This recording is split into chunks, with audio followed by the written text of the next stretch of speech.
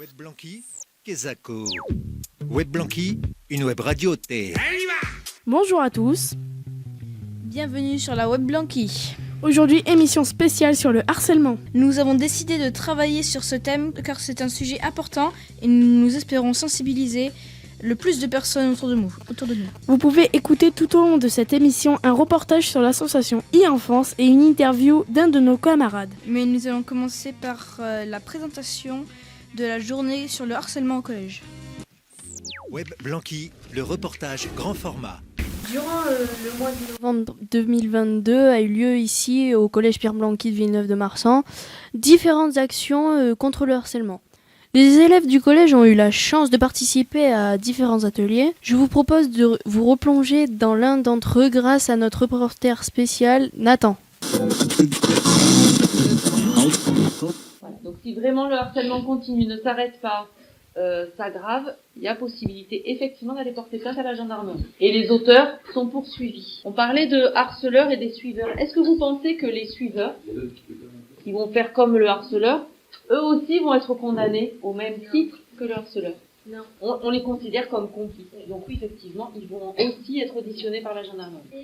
Du coup, mais si tu l'as et que tu regardes la vidéo, mais t'es pas complice, ça se peut pas parce que t'as juste aimé la vidéo. Tu aimes la vidéo et que cette vidéo, elle se moque de quelqu'un, elle critique quelqu'un. Ah, mais non, mais moi, j'ai un petit. Ah, ben voilà. Mais si tu likes la vidéo, ça signifie que tu es d'accord avec ce que la vidéo elle dit. Ah. Et qu'est-ce que vous avez marqué là sur votre affiche? Parler peut sauver des vies. Et pourquoi sauver des vies? Parce que si on parle pas, la personne elle peut garder en soi ce qu'elle ressent et ça peut pas faire changer les choses.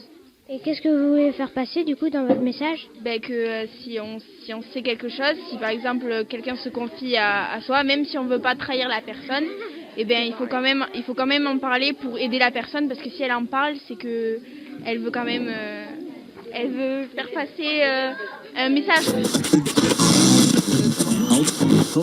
Qu'est-ce que vous avez marqué sur votre affiche alors? Nous on a marqué stop au harcèlement et dessus on a dessiné une personne très mal en point avec des doigts qui la pointent et des flashs de téléphone partout qui sont en train de le filmer. Et pourquoi cette image? Car elle nous a beaucoup inspiré et on voulait absolument arrêter le harcèlement. Et vous avez vous vous êtes inspiré de quelle affiche? D'une affiche qu'il y a dans le collège, dans la salle polyvalente du collège. Après les ateliers, Nathan a rencontré Madame Fédide, infirmière du collège. C'est elle et Madame Guardia, l'assistante sociale que nous avons entendue à l'instant, qui sont à l'origine de ce projet. Aujourd'hui, nous nous retrouvons sur la Web Blanqui en présence de Madame Fédide, qui est infirmière du collège Pierre Blanqui. D'ailleurs, qu'est-ce que vous venez de faire? On vient de faire avec Madame Guardia, assistante sociale, ma collègue, une intervention auprès des 6e sur le harcèlement. Comment faites-vous pour parler du harcèlement en fonction des âges? En fait, on change notre technique à chaque fois pour s'adapter justement à l'âge des élèves. Pour les 6e, on visionne une vidéo, on pratique sous forme de discussions, de questions, et puis ensuite on fait des affiches. Et pourquoi avez-vous eu envie d'intervenir sur le harcèlement scolaire? Parce que c'est un sujet qui est très important. Souvent les élèves ne savent pas comment réagir s'ils sont témoins, victimes de harcèlement. Et le nombre de cas, malheureusement, est en augmentation. Donc c'est un phénomène qu'il faut stopper rapidement. Et en parler, c'est aider à le stopper. Quel est le but de cette intervention du coup? Faire diminuer les situations de harcèlement et faire en sorte que chaque élève puisse réagir très vite selon s'il est victime ou témoin. Qu'avez-vous retenu des réactions des élèves? Alors, on a vu 3 classes de 6e aujourd'hui. Ils ont beaucoup participé. J'ai trouvé les échanges très riches. Et justement, les réactions sont plutôt positives. Merci beaucoup et nous vous souhaitons une bonne journée. Merci Nathan, maintenant nous en savons un peu plus sur ce projet important pour les élèves de notre collège. Nous venons d'écouter la présentation de la journée contre le harcèlement. Merci Hugo. Des micros, des ados, une web radio. Nous allons écouter maintenant le reportage de Nathan sur e-enfance. Bonjour, alors jeudi 17 novembre, je me suis rendue à l'Alambic des Arts pour interviewer Mathilde qui travaille pour l'association e-enfance. Elle m'a donc parlé des interventions qu'elle a effectuées au collège mardi 15 et mercredi 16 auprès de tous les élèves de 4e et de 3e. Donc maintenant, je vous laisse écouter notre interview. Alors bonjour Mathilde. Donc vous faites partie de e-enfance. Donc on voulait vous poser quelques questions. Pourquoi êtes-vous là cette semaine ?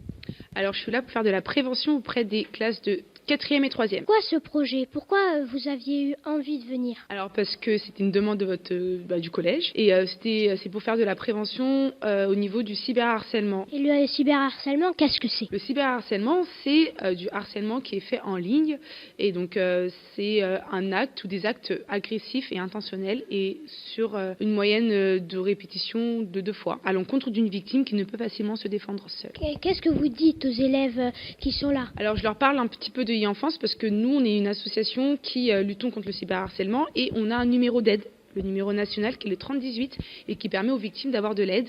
Et je leur dis comment réagir en cas de cyberharcèlement si je suis témoin, acteur ou victime. Et à ce moment-là, qu'est-ce que vous leur dites ? Que s'ils sont en situation de cyberharcèlement, la première des choses à faire, c'est faire des captures d'écran, signaler, bloquer les personnes et en parler à des adultes de confiance ou nous appeler directement. Très bien, eh bien merci beaucoup Mathilde et nous vous souhaitons une bonne journée. Nous remercions Nathan qui nous a fait découvrir l'association e-enfance.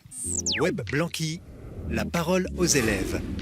Je passe maintenant la parole à Nolan qui va interviewer Hugo, victime de harcèlement. Hugo, comment as-tu eu l'idée de créer une vidéo contre le harcèlement au collège ? Alors, c'est pas moi qui ai eu l'idée, c'est Madame Gordia, l'assistante sociale.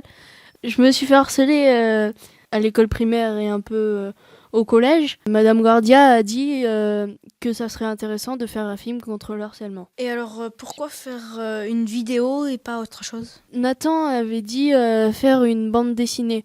Je pense qu'une bande dessinée est un peu trop dure parce que ça fait pas trop parler les gens.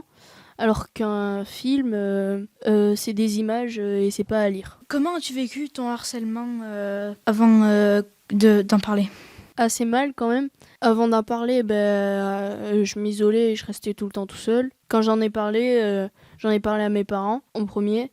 Et après, on l'a déclaré à la principale de l'école 2-3 ans après. Hugo, pourquoi faut-il absolument parler quand on se fait harceler ? Parler quand on se fait harceler, c'est mieux car on reste pas dans notre bulle et comme ça, les harceleurs vont se faire prévenir de ne pas faire ça et que c'est très mal, que ça pouvait finir dans des conditions spéciales. Et en parler, ça fait réagir. Merci Hugo pour ce témoignage.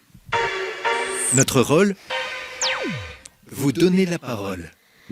Nous remercions Nolan et Hugo pour ce témoignage. C'est ici que s'achève notre émission. Nous espérons que vous avez appris plus de choses sur le harcèlement. Nous remercions tous les participants.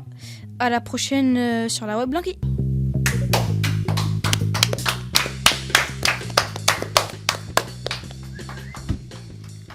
Web Blanqui, Kesako. Web Blanqui, une web radio.